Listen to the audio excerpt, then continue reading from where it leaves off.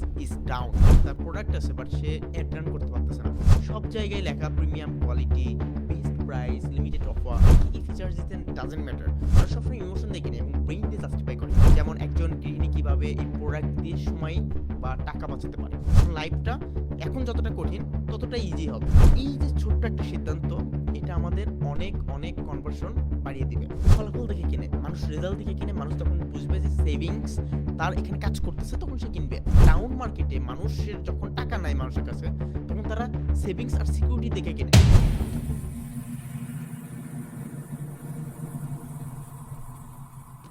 আসসালামু আলাইকুম এভরিওয়ান, কি অবস্থা সবার? আশা করি সবাই ভালো আছেন। If you don't know me yet, this is Shihab Hossain, co-founder and CEO of Unicals and the head of marketing and sales department. Also, I have already helped over 300 solopreneurs, creators and small to large businesses with my 7 years marketing and sales strategy. And today আমাদের topic হচ্ছে selling is a crisis, how to grow when the economy is down. এটা অনেক বেশি গুরুত্বপূর্ণ একটা video. আমরা চেষ্টা করব আমাদের বিজনেসটা যদি ডাউন হয় ইকোনমিক ক্রাইসিসে, তখন আমরা কিভাবে এটাকে উইথড্র করবো, কিভাবে আমরা আগায় নিয়ে যাব। So okay, let's drive into the video. একদিন রাত 10টার দিকে আমার ফোনে একটা কল আসে। লাস্ট 3 দিন আগে একটা প্রোডাক্ট বিজনেস ওনার আমাকে কল করে। তো সে আমাকে কল করে বলছিল, শিহাব ভাই, আমার স্টক পুড়ে গেছে। মানে তার স্টকটা কিন্তু এই 3 দিন আগে পড়ে নাই, লাস্ট যখন একটা ফায়ারিং হয় বিভিন্ন মানে এক্সপোর্ট প্রোডাক্টস, তখন এই জিনিসগুলো পড়ে, তখন সে এই প্রবলেম ফেস করে। তো 3 দিন আগে সে আমাকে কল করে এই কথা বলতেছে যে ভাই, আমার টোটালি পুড়ে গেছে, কেউ কিনছে না, মনে হচ্ছে যে মার্কেট শেষ। মানে আমার যতটুকু স্টকে আছে ততটুকু প্রোডাক্ট অ্যাকচুয়ালি কেউ কিনতেছে না, মোটামুটি মার্কেট আমার শেষ, আমি ফাইন্যান্সিয়াল ক্রাইসিসের ভিতরে যাচ্ছি, আমার পুরো বিজনেস ফাইন্যান্সিয়াল ক্রাইসিসের ভিতরে যাচ্ছে। তো সে অনলাইনে একটা হোম ইউজ প্রোডাক্ট বিক্রি করতো, একটা কিচেন অ্যাপ্লায়েন্স। আগে সে দিনে 20 থেকে 25টা অর্ডার পেত অ্যাকচুয়ালি। তো ইকোনমি বা অর্থনীতি মানে খারাপ হওয়ার পর সেটা নেমে গেছে 3 থেকে 4টায়। অর্থাৎ তার প্রোডাক্ট আছে বাট সে অ্যাড রান করতে পারতেছে না। অ্যাড রান না করার কারণে তার সেলিংসটা আসতেছে না। তো সে ভাবছিল যে মানুষ টাকা অ্যাকচুয়ালি খরচ করতে চায় না, কারণ মানুষ দেখতেছে আমার প্রোডাক্টে রিয়্যাক্ট করতেছে, কিন্তু কেউ কিনতেছে না অ্যাকচুয়ালি। কিন্তু আমি জানতাম যে মানুষ অ্যাকচুয়ালি খরচ করে শুধু অন্য কারণে। আমি তার প্রোডাক্ট, পেজ, বিজ্ঞাপন, কপি সব কিছু অ্যানালাইসিস করলাম, আমার টিম অ্যানালাইসিস করলো। সব জায়গায় লেখা premium quality, best price, limited offer.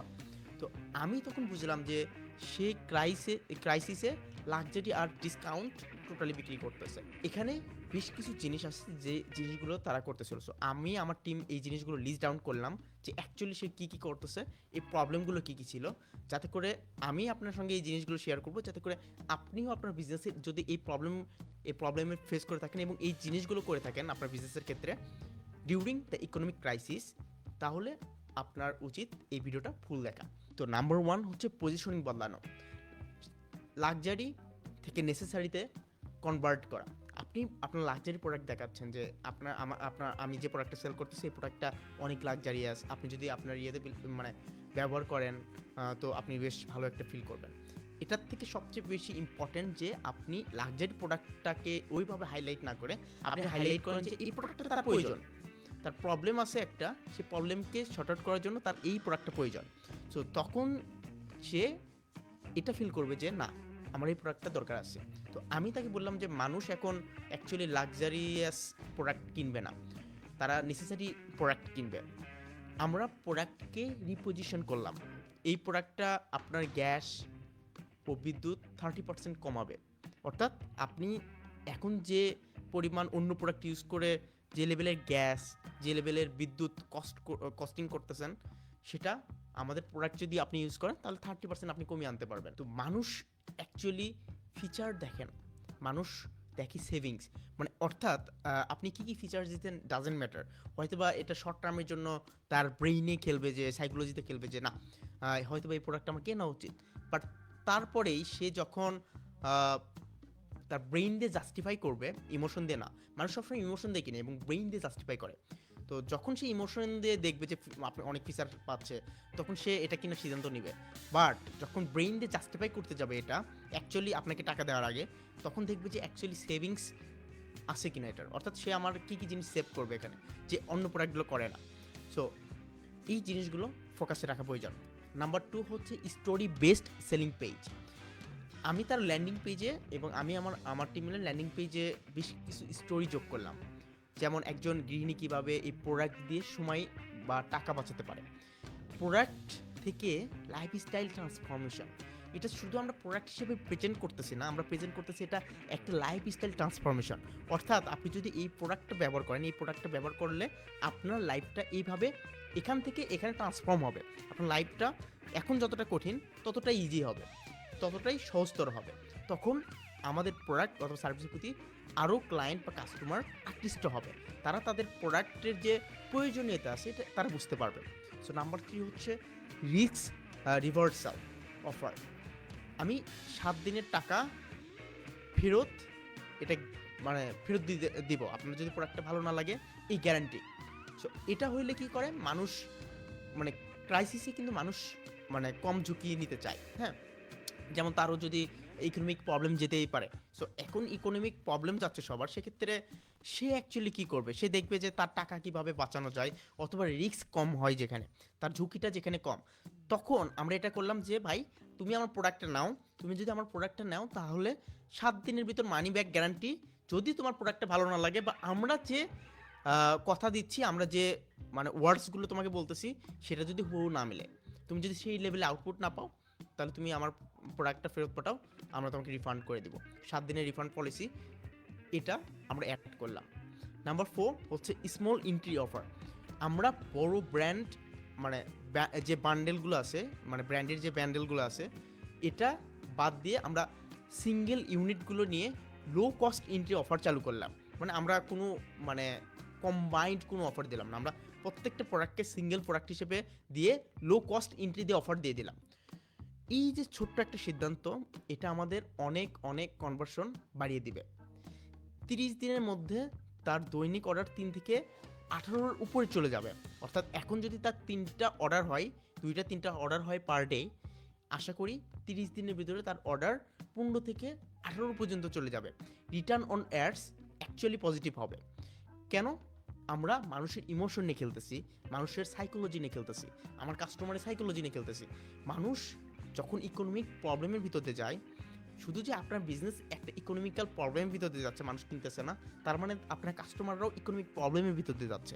So এই যে ইকোনমিক ক্রাইসিস, এই ক্রাইসিস থেকে কাটিয়ে উঠতে গেলে আপনাকে এই যে মানে ট্রান্সফরমেশন, কনভার্সনের যে টিপস অ্যান্ড ট্রিক্সগুলো, এই জিনিসগুলো যদি আপনি অ্যাপ্লাই করতে পারেন, দেখবেন যে আপনার এখন যে পরিমাণ সেল হচ্ছে তার 20 থেকে 30% সেলস ইনক্রিজ হবে in 30 days। This is my guarantee. Stock আবার দেখবেন যে আপনার যে লেভেলে স্টক আছে কুইকলি সেল হয়ে যাচ্ছে। এটা আমি সবসময় বলি যে ভাই ডিসকাউন্টের উপরে আপনাকে নির্ভরশীল হওয়া যাবে না, বাট এটা ডিপেন্ড করে আপনি কোন সিচুয়েশনে ডিসকাউন্ট দিচ্ছেন। এখন দেখছে যে আপনার পুরো দেশের ইকোনমি, কান্ট্রির ইকোনমি ডাউন হয়ে গেছে বা ওয়ার্ল্ড ইকোনমি ডাউন হয়ে গেছে। ধরেন করোনার ভিতরে 2020 সালে কী হলো, ওয়ার্ল্ড ইকোনমি ডাউন। সো সেই ক্ষেত্রে এখন ওয়ার্ল্ড ইকোনমি যেহেতু ক্রাইসিসের ভিতরে পড়ছে, সেই ক্ষেত্রে যখন আপনি আপনার প্রোডাক্টটা হিউজ পরিমাণ প্রাইজিংয়ে সেল করতেছেন, মানুষ কিন্তু কিনবে না, কারণ অলরেডি তারা একটা ক্রাইসিসের ভিতর দিয়ে যাচ্ছে। সেক্ষেত্রে যখন আপনি একটা বান্ডিল প্যাকেজ না নিয়ে আপনি যদি সিঙ্গেল প্রোডাক্ট নিয়ে এসে সেখানে আবার এক্সট্রা ডিসকাউন্ট দিয়ে তাদের লো কস্টিং সার্ভিস দিয়ে আপনি যখন সেল করবেন, তখন দেখবেন যে আপনার হয়তো বা কম রেভিনিউ জেনারেট হচ্ছে, বাট আপনি হিউজ পরিমাণ সেলস জেনারেট করবেন অন্যদের তুলনায়।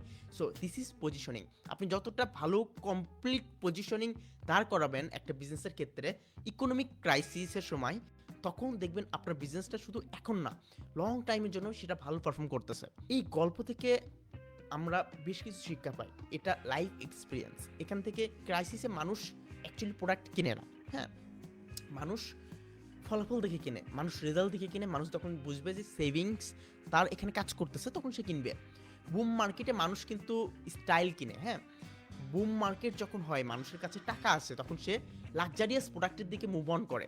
বাট ডাউন মার্কেটে মানুষের যখন টাকা নাই মানুষের কাছে, তখন তারা সেভিংস আর সিকিউরিটি দেখে কেনে। সো সে চেষ্টা করবে যে কতটা সেভ করা যায়, তার টাকাটা কতটা বাঁচবে, সে যে আপনাকে টাকা দিচ্ছে এটা কতটা সিকিউরিটি আছে, এই ব্যাপারগুলো। So good economy sales feature. আপনার যখন ইকোনমি ভালো যাচ্ছে, আপনার দেশের ইকোনমি ভালো যাচ্ছে, মানুষের হাতে টাকা আছে, তারা দেখবে ফিচার্স, যে অ্যাকচুয়ালি আমার কত টাকা সেভিংস হচ্ছে বা কতটা ফিচার্স পাচ্ছি, এটার উপর ডিপেন্ড করে। কত টাকা সেভিংস হচ্ছে বা আমি কীরকম সিকিউরিটি আছে, এটার থেকেও তখন ম্যাটার করে আপনার features. So good economy always sells features, এবং bad economy always sells outcomes. আপনার যখন ইকোনমি খারাপ যাচ্ছে, ইকোনমি একটা ক্রাইসিসের ভিতরে যাচ্ছে, তখন আপনার যে আউটকাম, যখন আপনি একটা ফলাফল দেখাতে পারবেন আপনার কাস্টমারকে যে আপনি আমার এই প্রোডাক্টটা ব্যবহার করেন, দেখবেন যে এই প্রোডাক্টটা ব্যবহার করার পরে আপনার লাইফটা এখান থেকে এইভাবে ট্রান্সফর্ম হচ্ছে। আপনার লাইফটা যদি এখন এতটা হার্ড হয়, তখন এতটা ইজি হয়ে যাচ্ছে। যখন সবাই বলছিল ভাই কেউ কিনছে না, আমি আমার এক্সপিরিয়েন্সে দেখছি ভাই মানুষ কিনে, শুধু গল্পটা একটু অন্যভাবে বলতে হয়, আপনি স্টোরি টেলিংটা করতে হয় অন্যভাবে।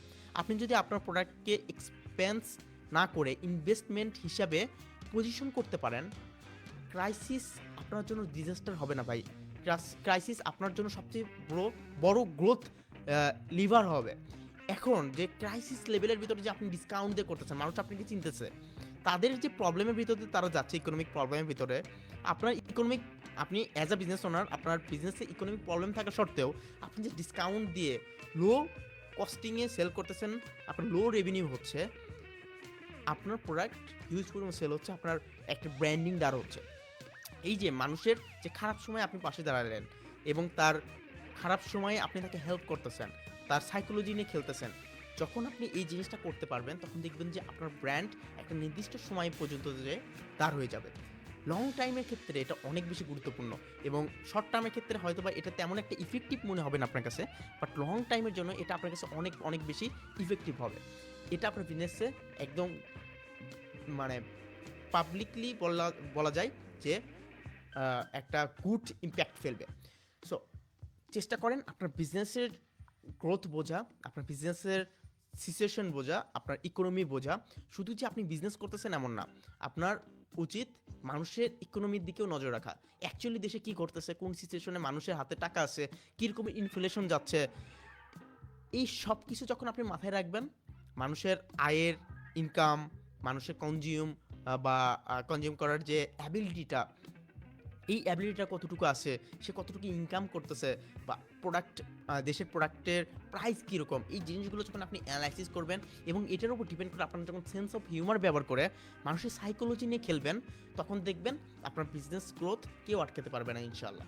সো আশা করি আপনার জন্য এই টিপস অ্যান্ড ট্রিক্সগুলো হেল্প করবে আপনার বিজনেসের গ্রোথে ইনশাআল্লাহ। সো আশা করি আপনি আপনার বিজনেসকে ইজিলি গ্রো করতে পারবেন 2026 সালে, এবং আপনি আপনার স্বপ্নের জায়গায় পৌঁছতে পারবেন। আল্লাহ তাআলা আপনার বিজনেসে বরকত দান করুক। আমি আমার এক্সপিরিয়েন্স থেকে চেষ্টা করতেছি আপনাকে হেল্প করা, এবং কমেন্টে দেওয়া লিঙ্ক থেকে আপনি চেষ্টা করতে পারেন আপনি যদি একজন বিজনেস ওনার বা একজন সিইও হয়ে থাকেন, যেখানে আপনি আপনার বিজনেসকে স্কেল করতে চাচ্ছেন, সেক্ষেত্রে আপনি আমার সঙ্গে একটা ফ্রি 1 আওয়ার কনসালটেশন কল বুক করতে পারেন, যেখানে আমি আপনাকে চেষ্টা করব একটা প্রাইভেট স্ট্র্যাটেজি শেয়ার করতে, যে স্ট্র্যাটেজিটা আপনার বিজনেসকে স্কেল করতে হেল্প করবে ইনশাআল্লাহ। কমেন্টে দেওয়া লিঙ্ক থেকে বুক করতে পারেন। তো দেখা হচ্ছে অন্য কোনো একটা ইম্পর্টেন্ট টপিকে।